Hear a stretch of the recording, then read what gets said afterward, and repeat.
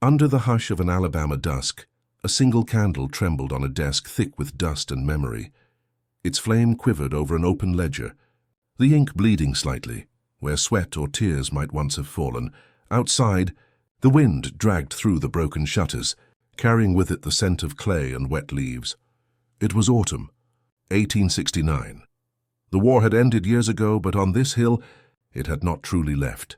The house of Colonel Nathaniel Greaves still stood, its white paint long since grayed, its pillars cracked, its silence deeper than prayer. They said the soil here never dried, even under the sun. It clung to every boot, thick and red, as if it remembered what it had swallowed.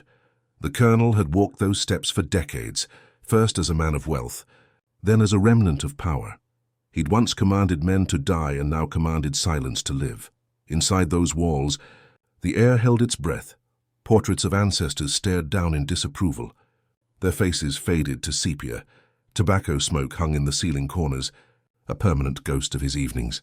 He drank often, but never enough to forget. Pride, after all, has a longer half-life than sorrow.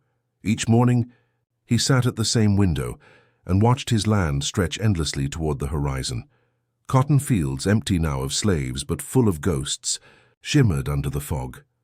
He would watch the mists move through the cypress trees and pretend that the world beyond the gate no longer mattered. To those who passed on the road below, the colonel's estate was a monument to a dying age, but for those who worked inside, the few remaining servants who dared to stay, it was something else entirely. It was a place that punished sound.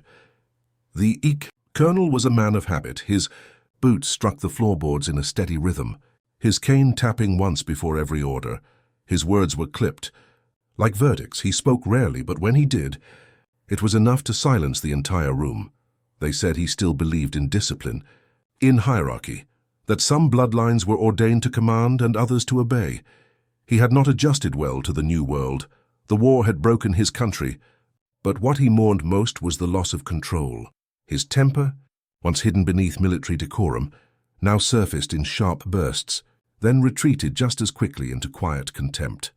Among those who served him was Elias, a quiet man, gentle in movement, who sang when he worked. His voice was soft, low, and carried the warmth of old hymns. He had once sung in the quarters during storms, when thunder rolled over the hills and the wind beat the windows like angry hands. To hear him was to believe that peace could exist even here, for even now.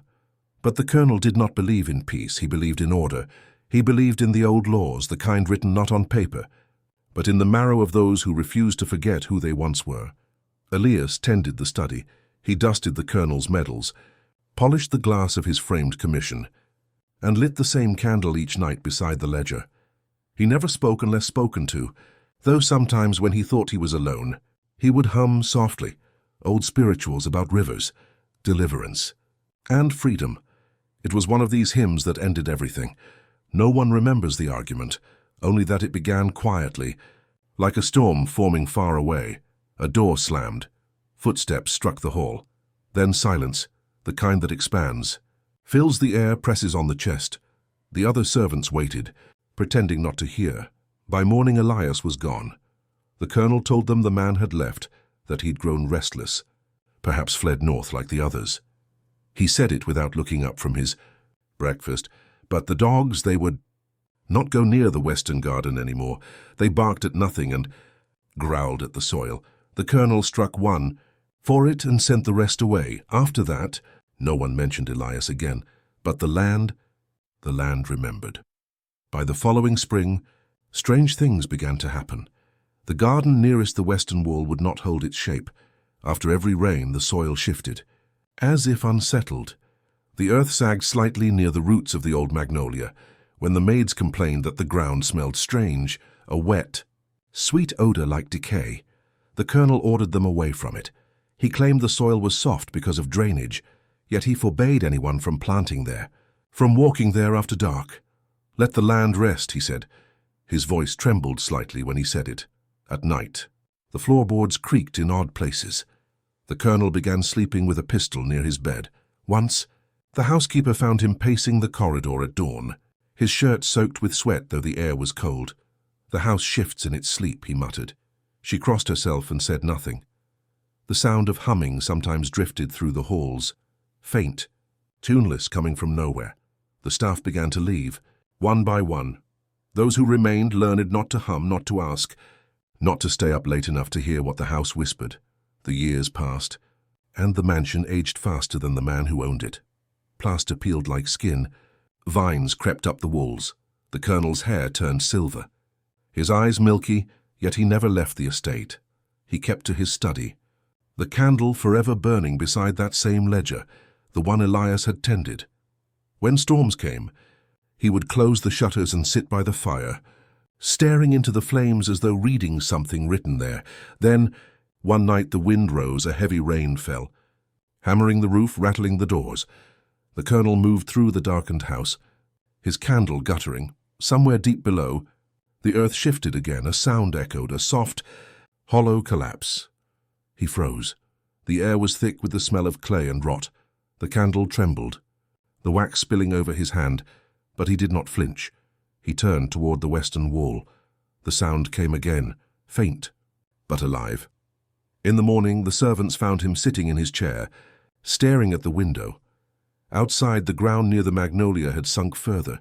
A long crack had opened along the foundation, like a wound that refused to close. When asked if they should repair it, he said nothing, only turned his eyes away.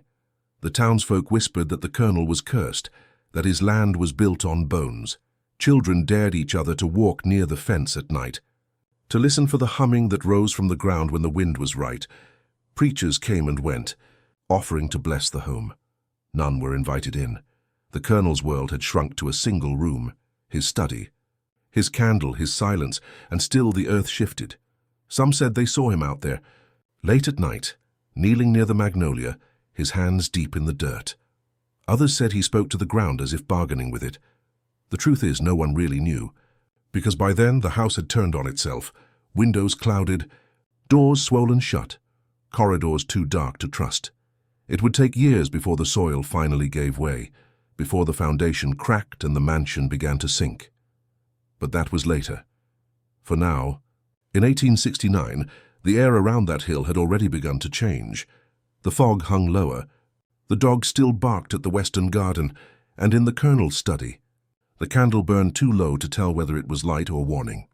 Some nights, those who passed along the road below swore they heard the sound of digging, slow, deliberate, like someone trying to escape from beneath.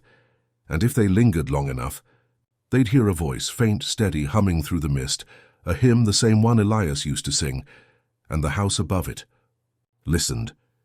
The mornings began with dust. It rose in the light like breath from a sleeping thing, stirred by Elias's soft cloth as he moved through the colonel's study. Careful as a prayer, he wiped the ledgers in neat lines, turned the pages at their corners, and set the coffee down on the desk where it would cool and leave a faint ring the color of old tobacco. The cup never emptied while he stood there. It never earned a thank you. He would step back, fold his hands and wait for the nod that sent him out into the hall. His work made no sound beyond the whisper of cloth and paper. In that house, silence was not peace, it was rule. It was order stamped into the day like a seal pressed into wax. Elias held to faith because it was what he had left. He hummed hymns under his breath, not loud, not open, just enough for the rhythm to carry him through the hours where a man could lose his shape.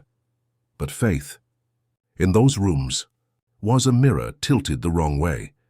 It threw back what the colonel did not want to see, a truth that did not bow when ordered. People said there was a moment when that mirror flashed. They said the hymn rose once, too clear, or perhaps a command landed too soft. Too late. No one could tell you. What word broke first? They only remembered the storm that followed. The colonel's anger did not rush, it gathered, it darkened. It rolled across the ceiling like thunder and fell in a single strike that left the room bright and empty and wrong. After that, Elias's name was an ember. You could feel the heat of it near your tongue, and you learned to swallow. The house had laws that were never written. Eyes stayed low. Doors were knocked upon even. When they stood open, footsteps were counted to keep from meeting in narrow halls. There was no clock that ran on the walls, yet everyone knew the times by the moods that passed across the Colonel's face like weather. He read in the mornings, he drank in the afternoons, he watched the western sky at dusk. He did not explain his choices. He did not share his reasons. It was enough that he believed he owned the hours.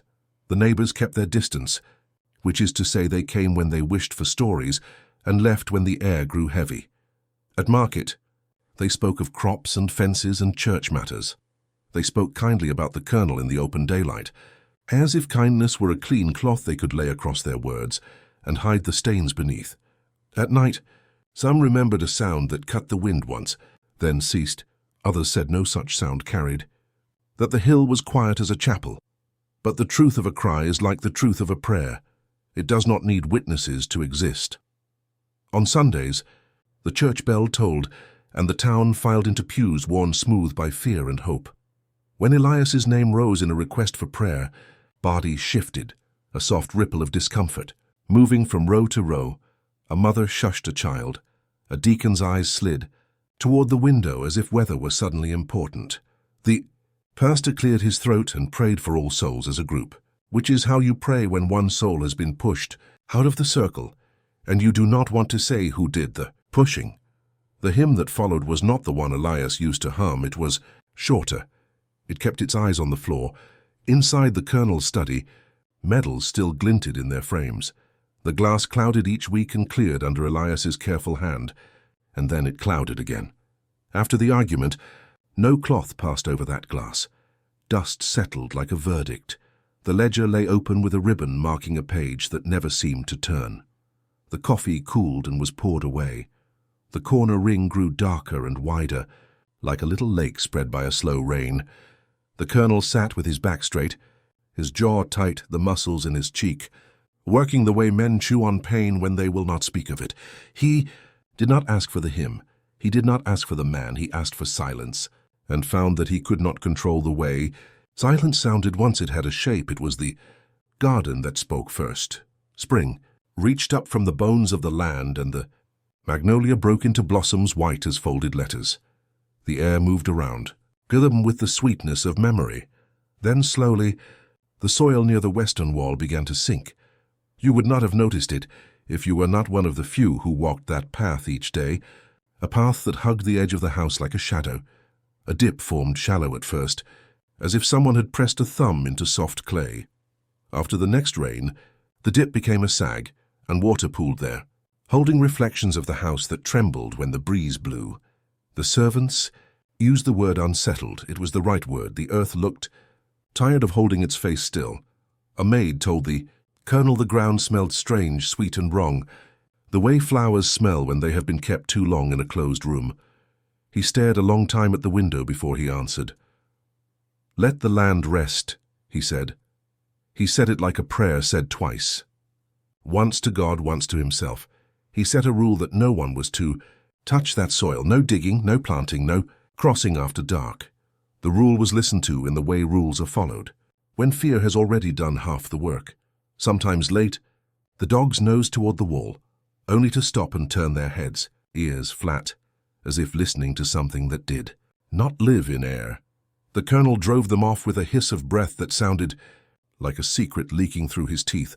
He kept brandy near his hand, and the bottle grew lighter as the days grew warmer, yet no liquor softened the tremor in his fingers, or the jump in his eyes when the house made its old sounds. Floorboards have voices. They tell you who passed and when. The boards over the E. Western Foundation began to speak more, often small sighs, a low complaint when a body crossed. In the night, a quick knock, as if a knuckle had rapped once from below. The housekeeper asked if a carpenter should be called. The colonel said there was no need. He said it too fast. He said it as if knocking down a gee. Thought that had dared to step up. The neighbors saw the change and gave it ordinary. Names, settling, season, water. They used words that made the hill easier to walk past. But in the post office, whispers gathered like letters waiting without stamps. Someone spoke of a quarrel. Someone else said the colonel had been seen late out by the magnolia, his hands in the dirt, his lips moving in speech to no one. A farmer shook his head and said the war had broken more than fields.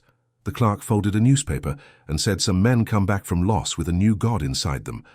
and it eats what the old god left. They all looked toward the door, as if the hill might appear there with mud on its boots, and ask them what they had been saying. In the kitchen, the servants worked around an empty space that had a man's outline.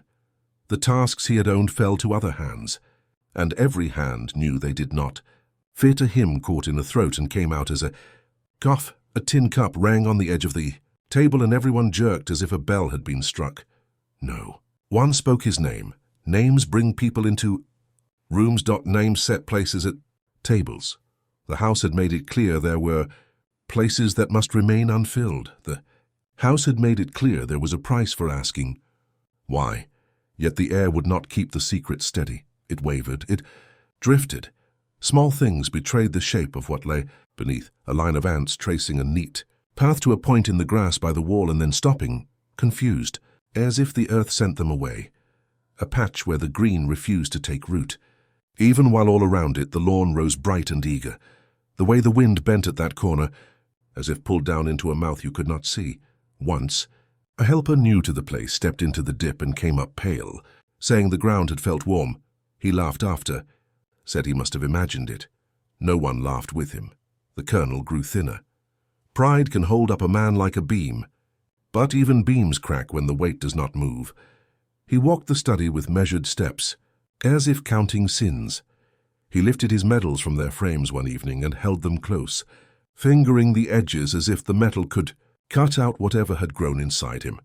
He set them down when his hand began to shake too hard to aim. He sat and stared at the ledger.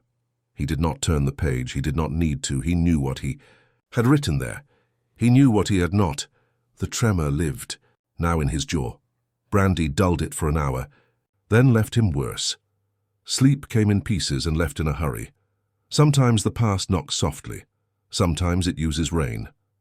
That spring, the storms arrived like marching drums. Water pounded the roof and ran in small rivers off the eaves. It sought the low places.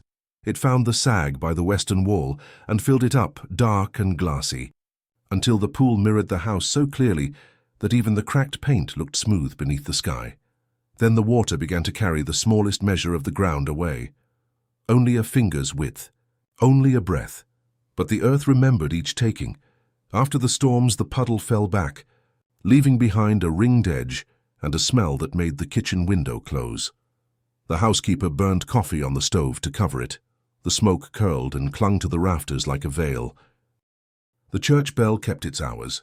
The town moved on in the way towns do, step after step toward a future it does not care to define.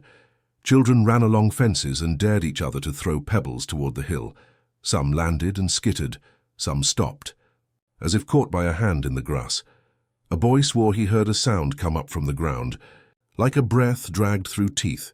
He told his mother, and she stared at him so hard he forgot what he had heard.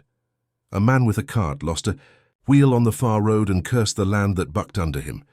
He spit into the ditch and did not look toward the hay house. It is easier to hate a road than to blame, a name you will have to see on Sunday. If Elias had a grave, no one knew where it lay. If Elias had a stone, no one set it. Yet there are marks beyond stone. There are signs that do not ask permission to stand. The western garden held one such sign, a sag that deepened, and a silence that sharpened until even those who had trained their ears to hear, nothing began to hear too much. The colonel sent for no help, forbade it. He barred the servants from that side of the house and kept the key to the tool shed on his person even in sleep. He walked the wall at dusk and then at night, and then at the strange hours when a man hopes the world is less real. He told himself he was guarding the house. Perhaps he told himself he was guarding the truth. A thing guarded that closely is never safe. It grows teeth. By the time summer bent the fields, people had stopped asking if Elias would return. The question had turned to something else. Not spoken, not shared. A question that stood at the edge of thought and refused to step forward because it knew what it would become once it stood in light. The colonel drank and watched the horizon burn red at sunset and told himself it was only the heat. He told himself heat can make smells rise, can make sounds travel, can warp the shape of ground you thought you knew. He told himself many small things. He told himself enough of them to fill a day. But at night, when the house had given up pretending to sleep, when the boards eased and the rafters settled, when the candles sank and the wick glowed with a tired red eye, the weight of silence became a person in the room. It stood near the window and pointed toward the western wall. It waited. The colonel did not look at it. He looked at his hands. They were not clean, no matter how you washed them in a basin or a story. He set the basin. Down he blew out the candle. The room did not grow darker. It only grew honest. By spring's end, the soil had made up its mind. The dip had a rim, the rim had a crack.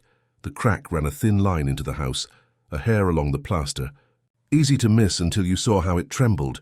When footsteps crossed the hole, the servant stood beneath it and said, "Nothing." The colonel passed beneath it and lifted his chin. He could feel the line even when he did not look. It pulled at him as a wire pulls at a fish. He went to his desk and opened the ledger and held his pen. Over a blank space, the page waited. The air listened. The western wall did what the living would. Not it told the truth in slow pieces, one grain at a time, until there would be nothing left to hold it back. He put down the pen without writing. He stood. He went to the window. Outside, the magnolia shivered, though there was no wind. In the pool that had gathered again at the wall, the sky lay in broken glass. Something beneath that bright skin pressed up. As gentle as a hand asking for help from under ice, the surface stilled. The moment passed. Silence settled again with all its weight.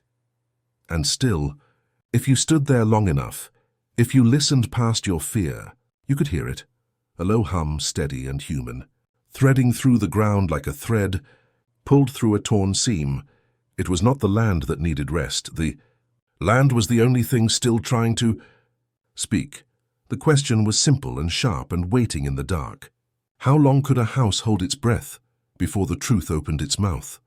The summer of 1874 came hard and sudden, the kind of season that turned the sky the color of tarnished silver and pressed the air heavy against the ground.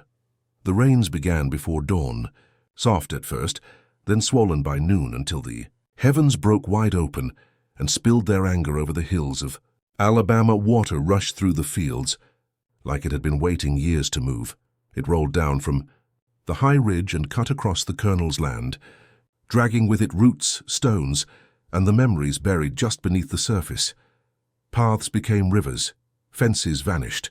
The garden near the western wall, the one everyone avoided, sank under a tide of red clay that churned and moaned, as if something inside it was fighting to breathe. By dusk, the storm had turned the mansion into an island, stranded and trembling. Candles flickered in the windows, small and stubborn. Inside, Colonel Nathaniel Greaves stood at the window with his hand pressed against the glass, watching the water climb. He was an old man now. Hollowed by the years he refused to admit had passed him by. His reflection wavered against the lightning, half face, half ghost. When thunder cracked, it shook dust from the rafters and sent the servants to their knees in prayer. But the colonel did not pray. He only whispered, "Not again," and turned from the window as if the storm could hear him. Outside, the rain dug deeper. It gnawed at the roots of the magnolia until one side of the garden began to buckle. The earth sagged and sighed, and the sound it made was not the sound of water. It was the slow exhale of something that had been waiting to be found. When morning came, the storm passed as quickly as it had arrived. The fields lay silent under a pale sky. The house still stood, though its foundation leaned like a tired soldier. The colonel opened the door and stepped into the wet air. The ground was soft under his boots, too soft. He walked to the western garden where the magnolia tilted, its blossoms brown and shredded. The soil there had collapsed inward, a hollow the shape of a grave. What the rain had taken away, it had also given back. At the center of the pit, half buried in red mud, was wood, splintered, swollen, blackened by rot. Not a crate, not a chest, a coffin, crude, hand-built. Its lid cracked open by the pressure of years and the force of the flood. The smell that rose from it silenced even the birds. A servant screamed once, then clamped both hands over her mouth. The colonel stood very still. For a long moment, he looked not at the coffin, but at the ground around it, as though trying to remember where the garden path had once been. When he did look down, His eyes moved over the wood, the broken edge, and the small length of chain still looped around what remained of a wrist. Word spread fast. By noon, the road up to the estate was lined with wagons. Men from town came with shovels, hats in hand, their faces pale as the clay that clung to their boots. The sheriff arrived last. His coat soaked through from the waist down. He tipped his hat at the colonel but did not meet his eyes. No one spoke first. They just stood there, waiting for the colonel to deny it, to say it was a trick of the storm. Some relic washed up from the war, but he said nothing. He watched the bones as though they had something left to say, as though he might still interrupt them. When the sheriff finally cleared his throat and asked whose grave it was, the colonel only turned his head slightly and said, "You know whose." The sheriff looked down at the coffin again, then away toward the trees. He gave an order no one wanted to hear. The men dug until the box was clear. It fell apart as they lifted it, spilling bones onto the wet grass. Thin, bound in rust, each one holding the shape of labor, of waiting, of prayer unanswered. One of the men crossed himself, another whispered Elias's name. The air grew heavier with each syllable.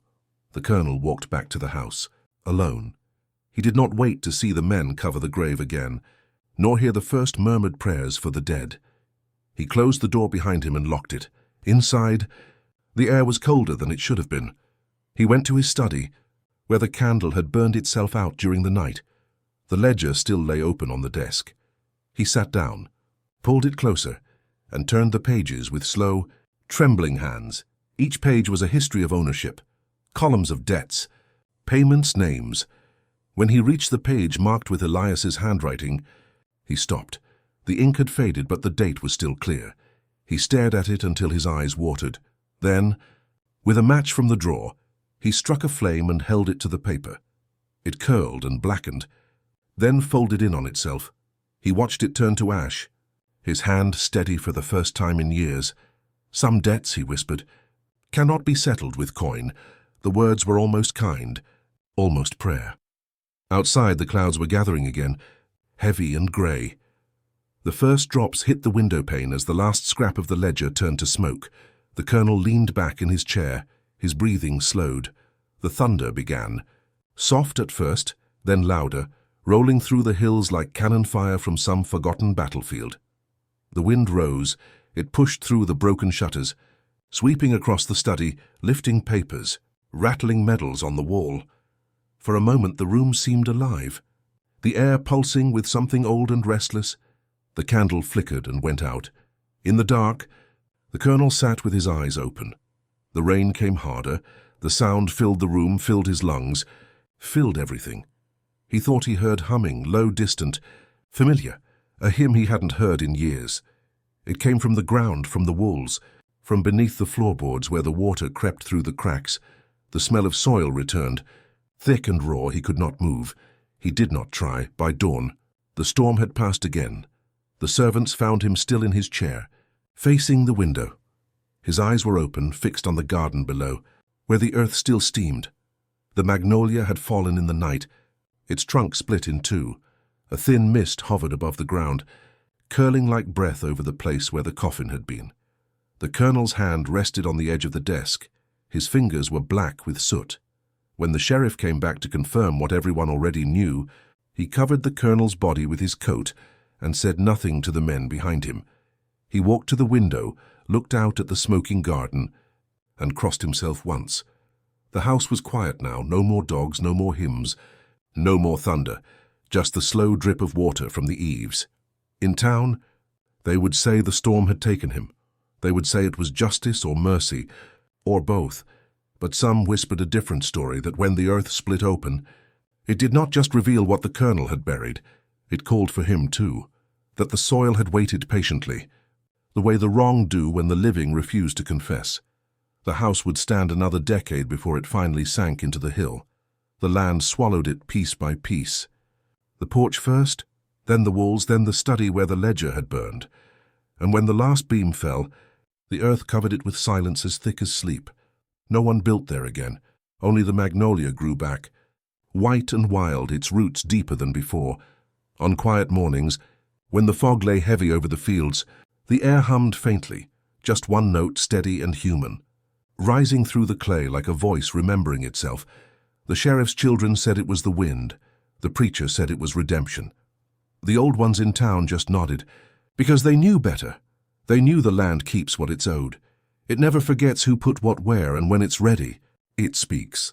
Some said the colonel's name could still be heard in that hum, caught between the sound of rain and soil.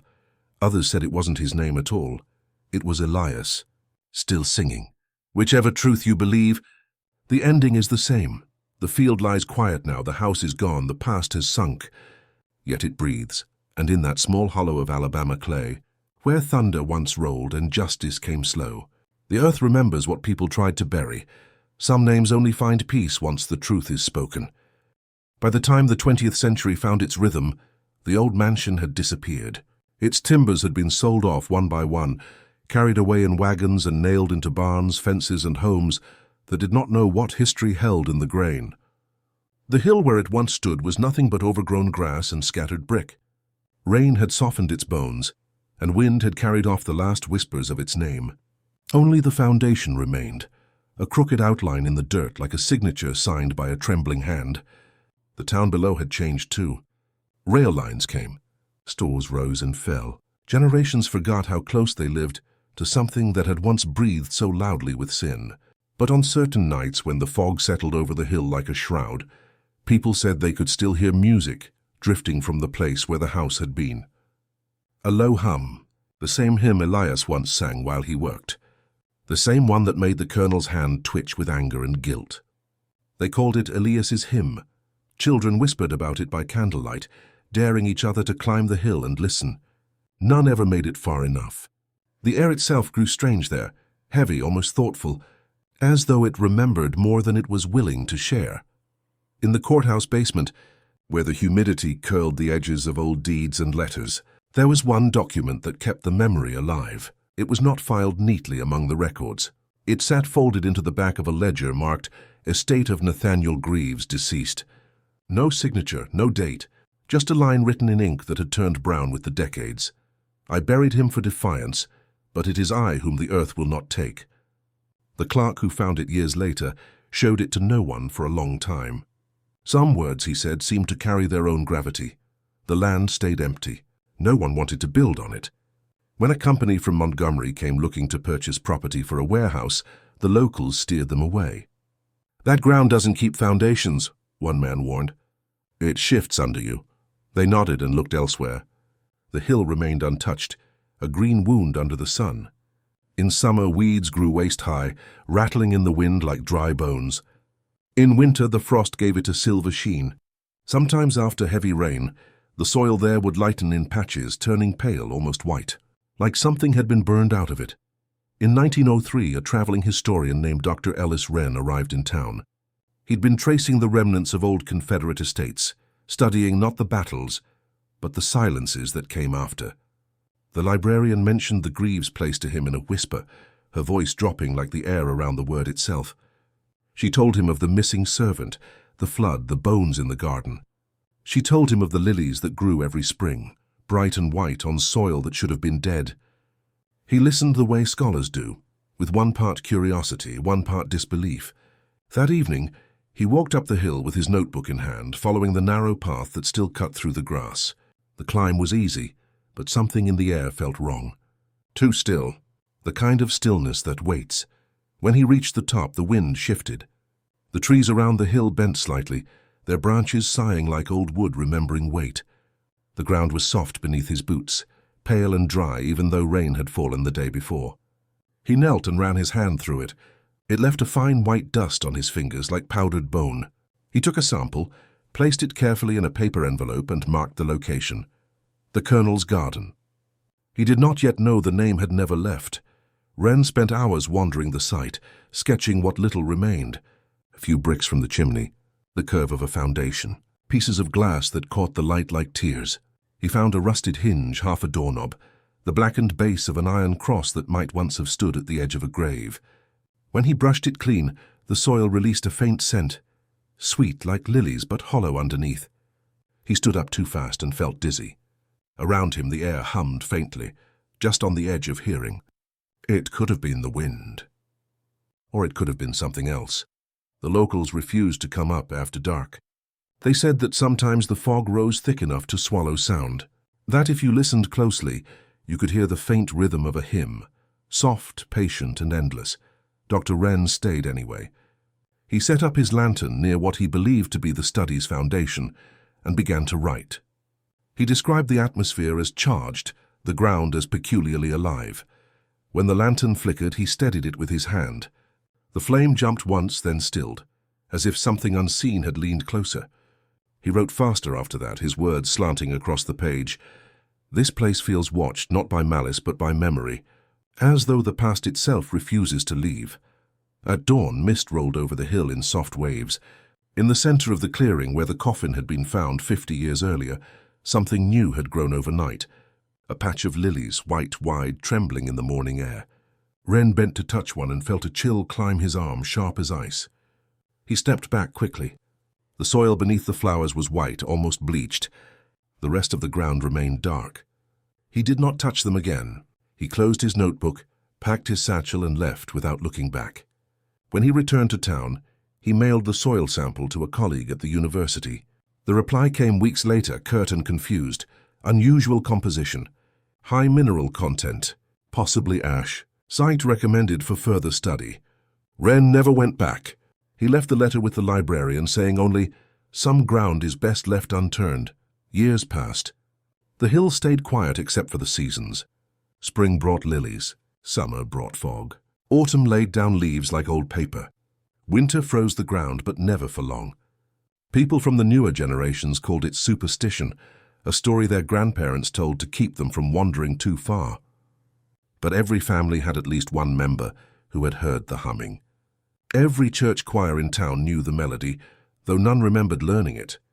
In 1922, a farmer ploughing the lower field unearthed a small piece of metal. It was thin, rusted, and carved with letters so faint they nearly disappeared. E.H. The farmer took it to the church, and the pastor placed it in a drawer with the other relics people found over the years.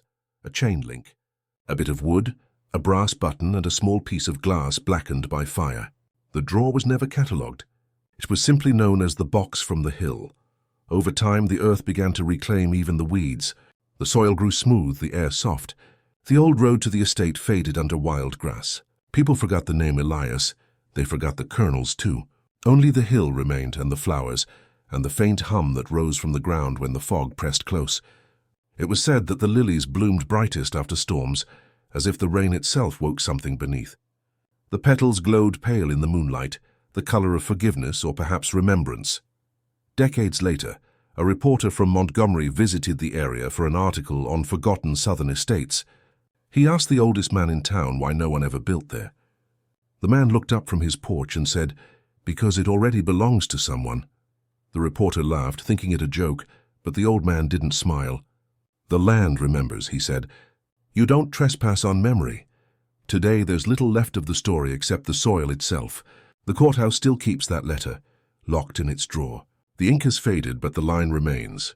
I buried him for defiance, but it is I whom the earth will not take." The signature never appeared, but everyone who's read it says the same thing, that the handwriting trembles like someone writing through tears. When the wind moves through the trees on that hill, it still carries a faint sound, soft as breath, steady as prayer. You could stand there for hours and hear nothing but your own heartbeat, or you could listen long enough to understand that the ground beneath you is alive with memory. The kind that cannot be buried, the kind that hums until it is heard. And if you ever visit that place, if you find yourself standing among the lilies while the fog folds the world around you, listen. The hymn isn't loud. It doesn't want to frighten. It only wants to be remembered. Because even now, after all these years, the hill still sings the name of a man who once sang to himself in the dark. And somewhere far beneath the roots and the silence, the earth still speaks his truth. Some names only find peace when the truth is told.